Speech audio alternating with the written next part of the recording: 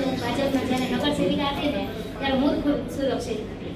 અને અમારા દલિત સમાજનું ને લઘુમતી સમાજનું ઓબીસી સમાજનું બહુ શોષણ થાય છે. હા બરોબર છે, પણ હું સુરક્ષિત નથી. મને થોડોક સમય મને તો એકવાર લાગ્યું મેં કીધું એકવાર જોઈ જો, પણ આગળ જેમ જેમ થઈ તો લાગ્યું નહીં કે હું સુરક્ષિત છું. તો મારા વિસ્તારમાં બુટલેગરનો ત્રાસ હતો, મારી પર હુમલો થયો, મારા હસબન્ડ ઉપર હુમલો થયો. મેં પાર્ટીને જાણ કરી લીધો પણ નહોતું થયું મારું. પક્ષ કરવાની લોકશાહી છે અને સંવિધાન સુરક્ષિત નથી ને મહિલા પણ સુરક્ષિત નથી.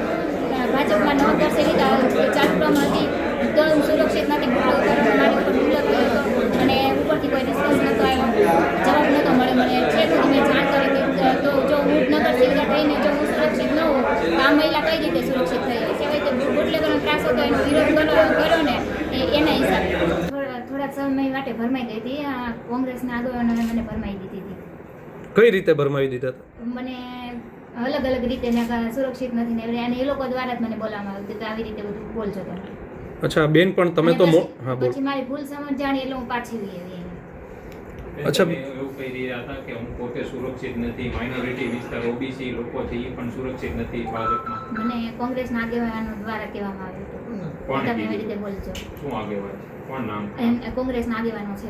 પણ શું નામ હતું બેન? નામ તો નથી. એટલે હવે તમે જે પહેલા કહી રહ્યા હતા કે હું ભાજપમાં સુરક્ષિત નથી, તો કોંગ્રેસ ભાજપમાં સુરક્ષિત નથી, તો હવે તમે પાછા સુરક્ષિત કે?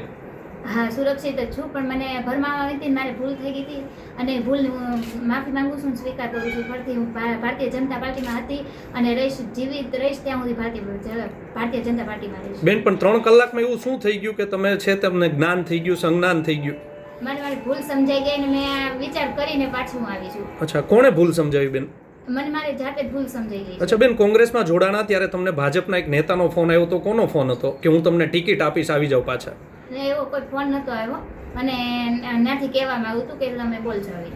અત્યારે ભાજપમાં જોડાયા તો ભાજપમાંથી એવું કહેવામાં આવ્યું કે તમને ફરી ટિકિટ આપવામાં આવશે, તમે ભાજપમાં જોડાઈ જાઓ? ના, એવું કશું એવું નથી કીધું. મેં મારી જાતે જ હું આવી છું, મારી ભૂલ સમજાઈ ગઈ એટલે હું આવી છું પાછી. પછી ગેરકાયદેસર પ્રવૃત્તિઓ જે ચાલતી હતી, તમે જે વાત કરી રહ્યા હતા ગેરકાયદેસર પ્રવૃત્તિઓની, તો એ હવે પાછી ભાજપમાં રહીને પછી ગેરકાયદેસર પ્રવૃત્તિ બંધ થઈ જશે કે નહીં?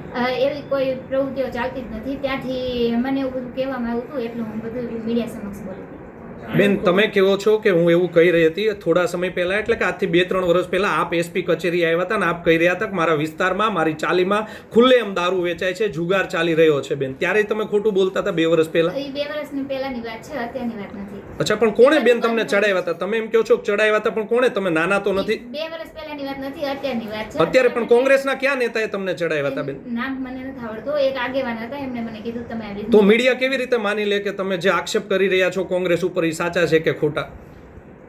હું મારી ભૂલ સમજાઈ ગઈ, પાછી આવી ગઈ. આગેવાન તો જે એમના મેન આગેવાન હોય એનું નામ મને જાણકારી નથી. તમે અત્યારે સામેથી આવ્યા કે કોઈ તમને ફોન કર્યો પછી? ના, કોઈ ફોન નથી કર્યો, મારી સામેથી જ ભૂલ સમજાઈ ગઈ એમાં. અચ્છા, એટલે કોંગ્રેસનો જે મેનિફેસ્ટો હતો પછી ત્યાંથી સીધા અહીંયા આવતા હતા? હા, મને ભૂલ સમજાઈ ગઈ. થોડોક સમય વિચાર કર્યો પછી ભૂલ સમજાણી કે નહીં મેં આ ખોટું કર્યું છે, હું એમાં જ સુરક્ષિત છું એટલે હું પાછી આમાં આવી ગઈ. હવે પાછી ભારતીય જનતા પાર્ટી તમારી ઉપર કેમ વિશ્વાસ કરશે? કારણ કે તમે પાછા જતા રહેશો તો હું હવે જાતું નથી આમાંથી, તો જ મને અહીંયા આવવા દીધી હોય ને, વિશ્વાસ હોય તો જ. અચ્છા, હવે પાછો ઓબીસી સમાજ સુરક્ષિત થઈ જશે? હવે એ બધી સમાજ સુરક્ષિત હતી. મેં કીધું મને ભરમાવામાં આવી હતી અને મારે જાતું કેવું નથી. બેન, કેટલા સમયથી કોંગ્રેસ વાળા છે તે તમારા સંપર્કમાં આવતા હતા? છેલ્લા ઘણા સમયથી. કેટલો સમયથી તમને બોલાવવામાં આવતા? કોના દ્વારા? મને લગભગ 2-3 મહિનાથી ગયા કે બોલાવવામાં આવી હતી. તમે આ રીતના પલટો કરી રહ્યા છો, લોકો વિશ્વાસ કરશે તમારી ઉપર? હા, ભારતીય જનતા પાર્ટી પર વિશ્વાસ કરે એટલે કરશે જ મારી ઉપર વિશ્વાસ. આ કોંગ્રેસના કોઈ ઉચ્ચ નેતાઓ દ્વારા તમારી સાથે વાતચીત કરવામાં આવી હતી ખરી? હા. કોના દ્વારા? જે આપણે શહેર પ્રમુખ છે ને એમના દ્વારા. એનીથી ઉપર ગાંધીનગર કોઈ મંત્રી દ્વારા કોઈની સાથે તમારે? ના, એમના દ્વારા કોઈના દ્વારા નહીં. શહેર પ્રમુખ દ્વારા એવું કહેવામાં હતું કોંગ્રેસમાં આવ્યું? હા.